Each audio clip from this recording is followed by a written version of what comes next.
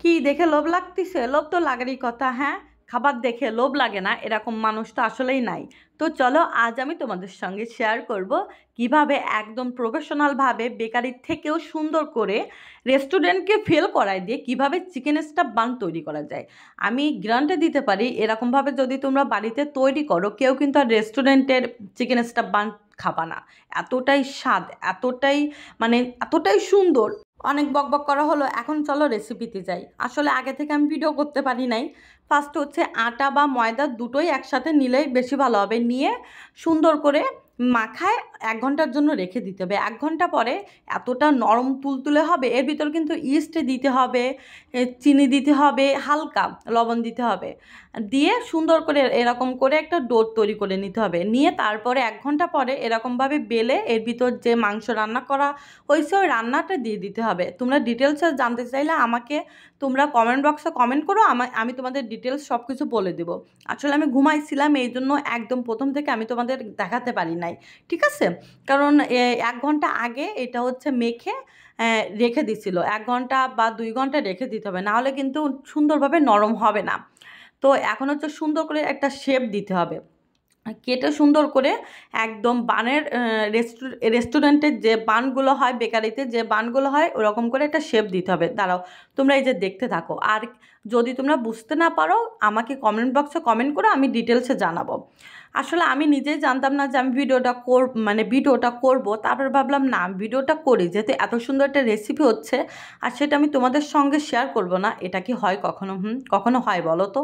আমি তোমাদের সঙ্গে সব কিছুই শেয়ার করি, আর আমি কি খাচ্ছি সেটা শেয়ার করব না? এতটা মজা আমি তোমাদের কি বলবো। তোমরা বাড়িতে যদি তৈরি করে খাও, রেস্টুরেন্টে যে তোমরা খাবাই না, এর এতটাই মজা। তো এরকম করে সুন্দর করে এরকম দেখো কত সুন্দর করে একদম রেস্টুরেন্ট ফেল হয়ে যাবে, বেকারি ফেল হয়ে যাবে। আসলে ঘরোয়া জিনিসের এতটা মানে ওর স্বাদ অন্যরকম।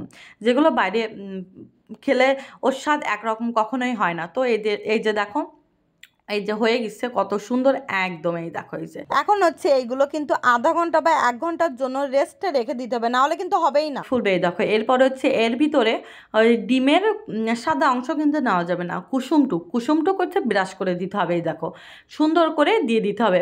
এরকম দিয়ে তোমরা চামচ দিয়েও দিতে পারো বা ব্রাশ যে আছে ওইটা দিয়ে দিতে পারো, ঠিক আছে? তো এরকম করে দিয়ে দিতে হবে।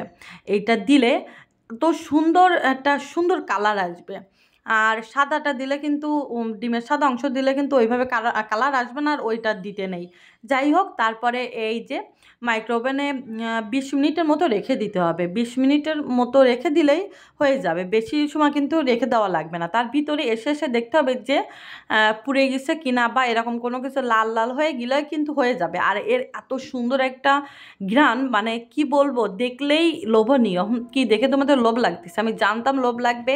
আমি বলবো তোমাদের, তোমরা কিন্তু একবার বাড়ি তৈরি করে দেখো, এটা যে এত স্বাদ কি বলবো তোমাদের, মানে দেখলেই খেতে ইচ্ছে হবে। আর এটা ফুলে দেখো কত বড় হয়ে গেছে। হ্যাঁ, তোমরা যে এইসব ধরনের খাবার খেতে পছন্দ করো, ফাস্ট ফুড আইটেম, তারা কিন্তু বাড়িতে তৈরি করে খেয়ে দেখতে পারো। বাড়িটার স্বাদ একদম অন্যরকম হয়, ঠিক আছে? আর আমি যখন ভিডিও করতে বসি তখন আমার বাড়ির পাশে একটা মোরগ আছে, সবসময় কুকুরুকু দিতে থাকে, এটা তোমরা অ্যাভয়েড করো। আর এই দেখো এত নরম, এই দেখো কতটা নরম হয়েছে, আমি তোমাদের জাস্ট দেখাই হাত দিয়ে।